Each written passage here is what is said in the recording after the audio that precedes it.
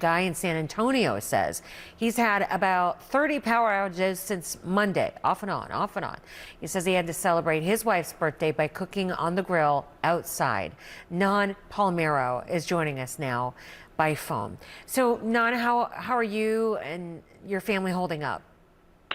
Thankfully, we're okay. We've got plenty of layers to keep us warm, so we're just doing our best in the dark. You know, I was reading that San Antonio, right? So San Antonio, the National Weather Service in San Antonio has said that a crippling ice event is ongoing early this morning with reports of like a quarter-inch of ice accumulation or more. Have you seen that going on? And is that affecting people and their chance of getting power back?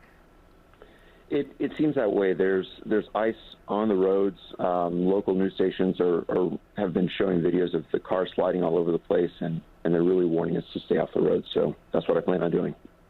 I read a little note before we came to you that your wife said that your pancakes were great on the grill.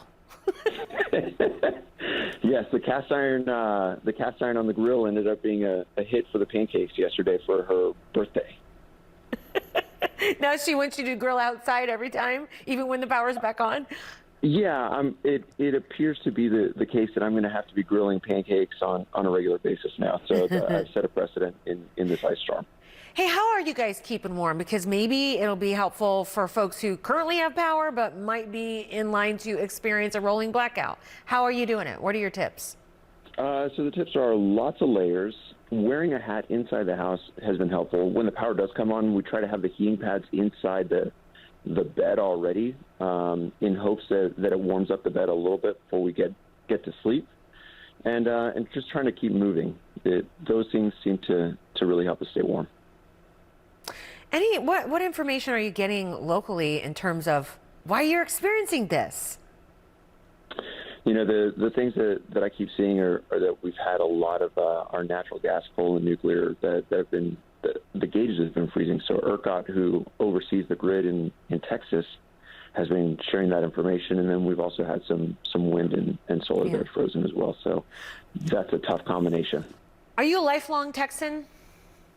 I've been here for a long, long time. Yeah, most of my life has been in Texas.